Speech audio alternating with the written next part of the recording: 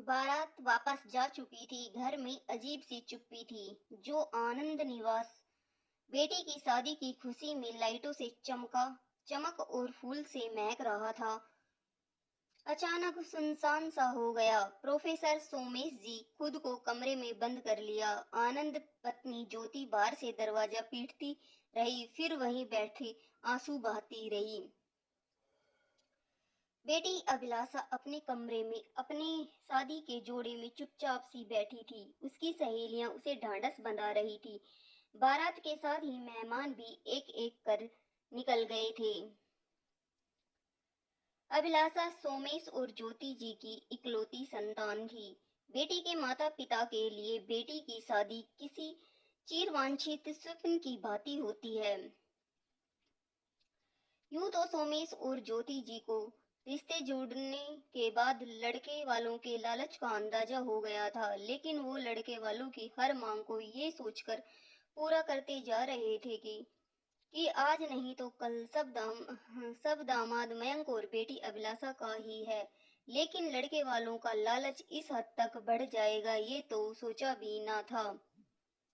समधी किशोरलाल जी का इतना इशारा ही काफी था कि सब कुछ हमारी हैसियत के हिसाब से होना चाहिए। घर के सारे इलेक्ट्रिक सामान, कार, सोने के जेवर, कपड़े सब के सब ब्रांडेड लिए गए। अभिलाषा पिता को बोलती रही कि पापा यह सब गलत है। हमारे पास है तो इसका मतलब यह नहीं है कि सब कुछ लुटाते जाओ। आपको अपने भविष्य के लिए सेविंग रखनी चाहिए।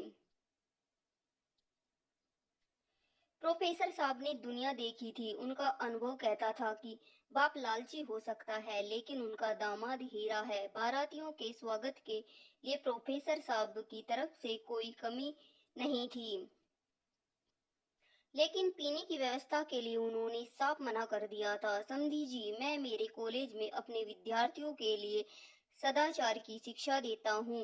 मेरे लिए एक आदर्श की छवि है मेरी एक आदर्श की छवि है, इसलिए बारातियों के लिए पीने की व्यवस्था आप अपने घर में रखिए। शादी के पहले एक कॉकटेल पार्टी रखिए, उसका खर्चा मैं दूंगा। लेकिन मेरे घर में या मेरी निगरानी में आप यह पाप मुझसे मत करवाइए। यह मेरे असूलों के खिलाफ है।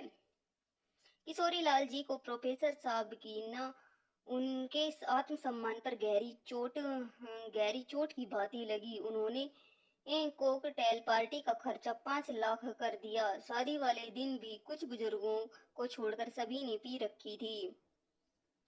बारात स्वागत करते समय झूलते हुए बारातियों को माला पहनाना प्रोफेसर साहब के लिए अपमानजनक था। उनका मन बड़ा आहत हुआ। अभिलाषा को रिवाज के अनुसार घर की खिड़की से दूल्हा दिखाया जा रहा था। अचानक उसकी नजर एक बाराती पर पड़ी जिसने उसके पिताजी का गिरेबान पकड़ रखा था और उनसे बदतमीजी कर रहा था। अभिलाषा से पिता का अपमान बर्दाश्त नहीं हुआ और उसने बाहर आकर उस बाराती को तमाचा मार दिया। बाराती कोई और नहीं, मयंक के फूफाजी थे। उस तमाचे की गूंज इतनी थी कि सब बैंड बाजे एकदम बंद हो गए। सारे बारातियों ने गुस्से में अपनी गुलाबी पगड़ियां या उतार दी। प्रोफेसर साहब ने जैसे ही हाथ जोड़े, अभिलाषा ने उनके हाथ पकड़ कर कहा, बस बहुत हो गया पापा। एक बेटी के पिता होने की इतनी बड़ी सजा दहेज के रूप में हर जाना, फिर ये जिल्लत। बस पापा, अब आप और हम नहीं झुकेंगे। अब कोई माफी नहीं मांगेगा। मांगेंगे तो ये अंकल। आप किसी से माफी नहीं मांगेंगे। लड़के वाले दुल्हन का ये रूप देखकर बातें बनाने लगे। लड़के वाले अपने अहंकार के चलते झुकने को तैयार नहीं थे। लड़की वाले आत्मसम्मान को चोटिल होता नहीं देख सकते थे। सो आखिर बीच का कोई रास्ता न निकल पाने की वजह से बारात लौट गई। सोमेश जी ने अपने सभी मेहमानों के आगे हाथ जोड़े और सिर झुकाए खड़े रहे। सब एक एक कर चले गए। आनंद निवास में एक दम सन्नाटा छा गया। शाम से रात हो गई। उनकी पत्नी ज्योति ने फिर से दरवाजे पर दस्तक दे कहा, देखो कौन आया है। प्रोफेसर साहब ने जैसे तैसे अपने आप को संभाला, दरवाजा खोला तो आंखों के सामने अभिलाषा मयंक वरमाला पहने खड़े थे। पापा, हमने तय मुहूर्त में मंदिर में फेरे ले लिए। मेरे पिता जितनी मेरी हैसियत नहीं, लेकिन आपकी बेटी को दिए 7 वचनों को मैं पूरी ईमानदारी से निभाऊंगा। अपने पिता की सारी जायज नाजायज इच्छाओं को मैं देख कर भी चुप था। मुझे लगा अपने इकलौते बेटे की शादी को लेकर जो उनके अरमान है उसमें मैं खलल नहीं डालूंगा। लेकिन जब एक पिता की महत्वाकांक्षाएं मेरे दूसरे पिता के आत्मसम्मान को ठेस पहुंचाने लगी, तब कोई ठोस कदम उठाना जरूरी हो गया। प्रोफेसर साहब की आंखों से अश्रुधारा बह निकली। आखिर उनकी अनुभवी आंखों ने बेटी के लिए जो वर चुना था वो योग्य साबित हुआ। अभिलाषा ने पिता की आंखों से आंसू पोंछे, पगड़ी सिर पर रखी। आपकी बेटी आपका सिर कभी नहीं झुकने देगी। सोमेश और ज्योति जी ने बेटी दामाद को गले लगाया।